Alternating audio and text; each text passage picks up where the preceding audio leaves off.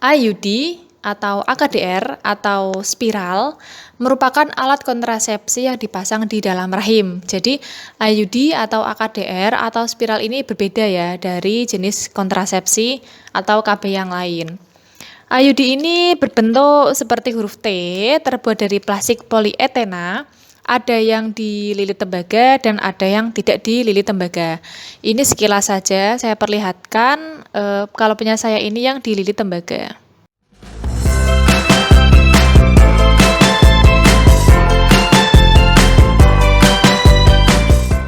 IUD ini ada beberapa jenis, ada yang mengandung hormon progesteron dan ada yang tidak mengandung hormon progesteron.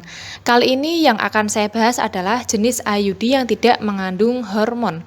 Nah, IUD yang tidak mengandung hormon itu juga terdiri dari beberapa jenis ya. Di antaranya yaitu Novate atau Copper T200 yang tahan 3-5 tahun, kemudian Multilot yang tahan hingga 4 tahun. Nah, sebagai contoh, kalau punya saya ini jenis TCU 380A ini apakah telah jelas ya? Ini bisa tahan hingga 8 tahun. Ini ya, agak jelas. TCU 380A ini tahan hingga 8 tahun.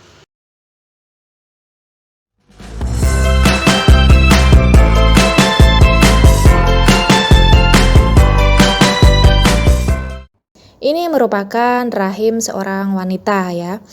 Oke, sekilas saya jelaskan bagian-bagiannya, yaitu ini adalah vagina ya. Jadi ini liang vagina atau mohon maaf kalau berhubungan seksual di sini ya, vagina. Kemudian masuk ke dalam sedikit ada cervix ya. Lalu ada serosa, myometrium, ini merupakan lapisannya saja ya. Serosa, myometrium, endometrium, ini lapisan rahim ya. Mulai dari yang paling luar, kemudian tengah, dalam ya. Serosa, myometrium, dan endometrium. Selanjutnya agak masuk sedikit. Nah, di sini ada rahim. Jadi yang dimaksud rahim itu yang ini ya. Rahim, tempat bertemunya antara sel sperma dan juga ovum. Bisa di sini, bisa di sini ya. Dan juga ini sebagai tempat berkembangnya janin ya. Kemudian ini ada fundus. Fundus ini rahim yang atas. Kemudian kita belok ke kiri dan ke kanan ada tuba falopi, sama ya. Kanan kiri tuba falopi. Ini ada ovarium. Kemudian ini ada fimbria. Oke.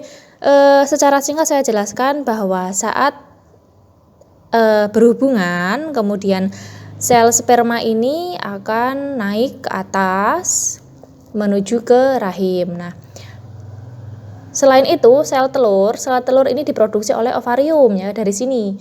Jadi dilepaskan oleh ovarium, kemudian ke fimbriae, kemudian lanjut perjalanan menuju ke tuba falopi. Pertemuan antara sel sperma dan sel ovum ini bisa di tuba falopi, bisa juga di rahim ya. Jadi kita menuju ke IUD. IUD ini, nah besarnya hanya segini ya. Ini kalau biar lebih jelasnya, nah ini besarnya hanya segini ya. Jadi tidak terlalu besar karena inilah ukuran rahim seorang wanita. Ya, bagi Haltis yang baru menyaksikan, IUD itu besarnya segini. Jadi tidak terlalu besar. Ini pas sesuai dengan ukuran rahim karena pembuatannya sudah melalui penelitian yang panjang. Oke, kita masuk ke sini bahwa IUD itu awalnya cara memasukkannya tidak seperti ini Haltis. Jadi pakai alat ya, alat yang tadi prosesnya seperti ini. Jadi dia akan menekuk ya, ditekuk dulu, ditekuk. Jadi T-nya tuh enggak kayak gini ya, ditekuk dulu. Setelah ditekuk dimasukin ke sini pakai alat, posisi menekuk ya, tidak berbentuk T. Kemudian baru sampai sini ya. Setelah masuk ke sini, IUD ini baru berbentuk huruf T seperti ini ya. Nah, oke, saya luruskan dulu. Nah, di sini kurang lebih ya. Nah, di sini. Jadi, IUD itu dipasang di dalam rahim. Cara kerjanya bagaimana? Cara kerjanya yaitu dia menghalangi pertemuan antara sel sperma dan juga sel ovum. Sel sperma milik laki-laki dan sel ovum milik wanita. Jadi saat ada sperma dari sini ya, dari bawah sini ada sperma, dia sudah mulai dihalangi oleh IUD ini, dan ovum di sini juga dihalangi keluar oleh IUD ini. Jadi pintu keluarnya sel ovum atau sel telur wanita dua-duanya ditutup oleh IUD. Akibatnya apa? Sel sperma kesulitan untuk naik, untuk masuk, dan sel ovum kesulitan untuk keluar. Akibatnya keduanya ini antara sel sperma dan sel ovum tidak terjadi pertemuan. Itulah cara kerjanya IUD. Selain itu, nah di sini ada tembaga nih ya, tembaga.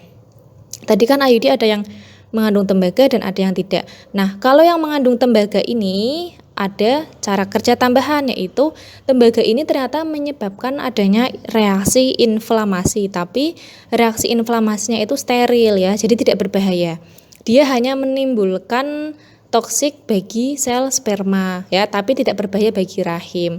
Sehingga itu juga membuat pergerakan sel sperma menjadi lambat. Oleh karena itu, IUD ini bisa untuk mencegah terjadinya kehamilan.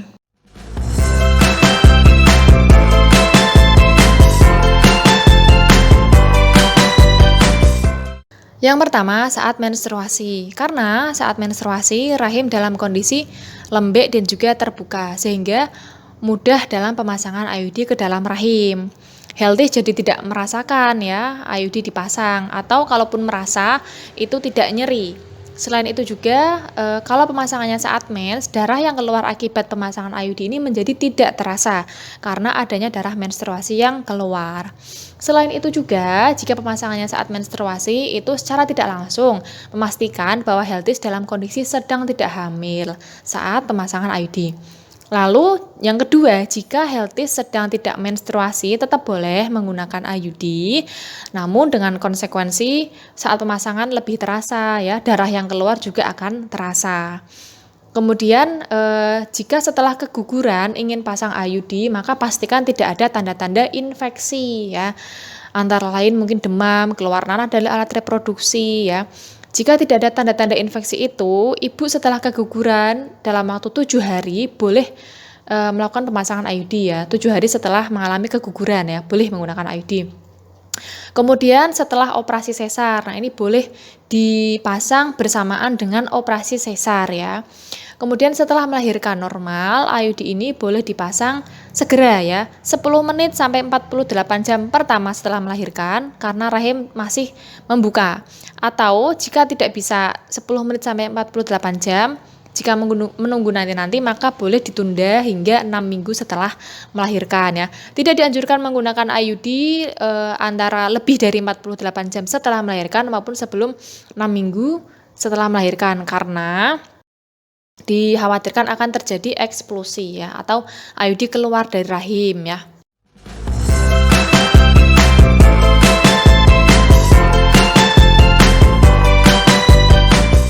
Karena IUD ini dipasang di dalam rahim, maka beberapa kondisi ibu yang tidak dianjurkan menggunakan IUD, yaitu yang pertama, belum pernah melahirkan. Karena saat ibu belum pernah melahirkan, serviks masih dalam kondisi menutup. Akibatnya apa? IUD ini menjadi sulit untuk dimasukkan ke dalam rahim. Yang kedua, ibu mengalami perdarahan hebat setelah melahirkan. Yang ketiga, ibu mengalami infeksi, terutama infeksi di organ kewanitaan. Selanjutnya, ibu mengeluarkan perdarahan dari Miss V tapi tidak tahu penyebabnya apa. Nah, itu tidak dianjurkan menggunakan IUD. Yang terakhir yaitu ibu mengalami tumor maupun penyakit keganasan terutama di area kewanitaan.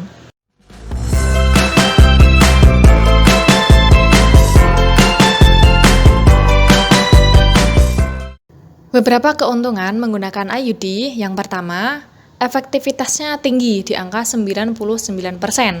Yang kedua, segera efektif setelah pemasangan. Jadi, setelah IUD dipasang, tidak ada waktu maupun syarat ibu harus pantang berhubungan ya. Berapa hari itu tidak perlu. Jadi bisa langsung efektif segera setelah pemasangan. Yang ketiga, apabila ibu ingin menambah momongan ya, maka IUD ini bisa dilepas kapanpun. Dan masa subur akan langsung kembali, tidak perlu nunggu beberapa bulan, beberapa tahun ya. Artinya masa subur langsung kembali setelah IUD dilepas ya. Yang keempat yaitu tidak mempengaruhi produksi ASI sehingga aman bagi ibu menyusui. Yang kelima yaitu tidak berinteraksi dengan obat-obatan, sehingga apabila ibu mengkonsumsi obat-obatan tertentu dan menggunakan IUD itu aman. Yang keenam yaitu bertahan hingga beberapa tahun ya, ada yang 3 tahun, 5 tahun, bahkan 8 tahun, sehingga menghemat waktu untuk bolak-balik ke tenaga kesehatan ya, menghemat tenaga ya, menghemat biaya.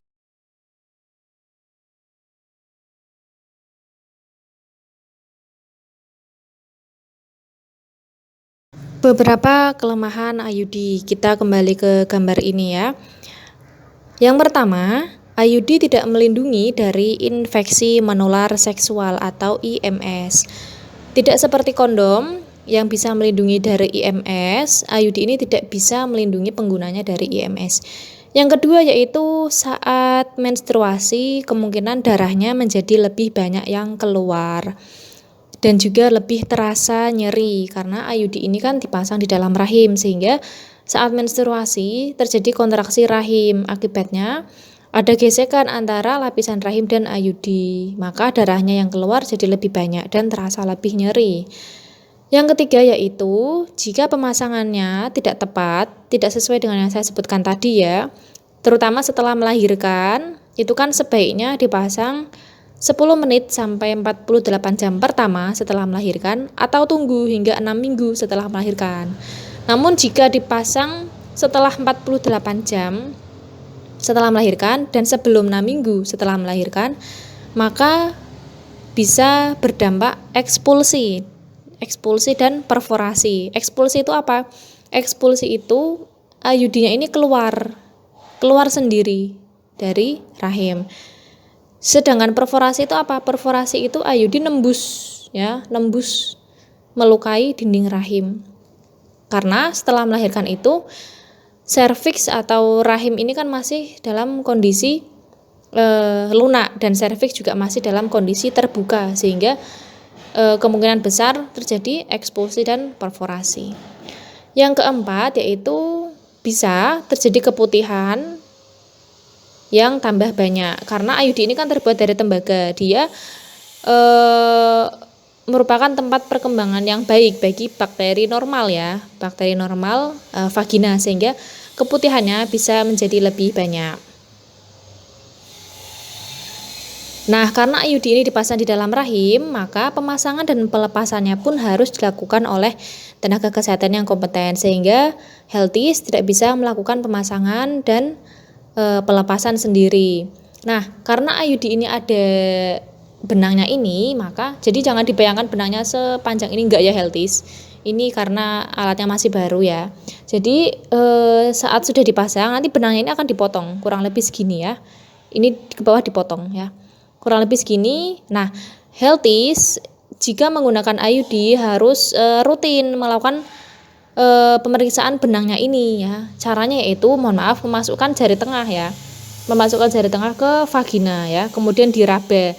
Saat terasa benangnya ini berarti IUD masih ada di tempatnya. Jika benangnya ini diraba sudah tidak terasa, maka segera periksa ke tenaga kesehatan ya untuk mengecek apakah IUD ini keluar atau masih ada di dalam ya. Selain itu juga benangnya ini terkadang menimbulkan masalah bagi beberapa pasangan ya, karena mengganggu kenyamanan berhubungan seksual. Demikian ya Healthies, penjelasan dari saya mengenai IUD atau AKDR atau spiral. Apabila Healthies ingin konsultasi mengenai IUD, silahkan tinggalkan komentar di kolom komentar ya. Nanti saya akan menjawabnya. Terima kasih, sekian dari saya, semoga bermanfaat.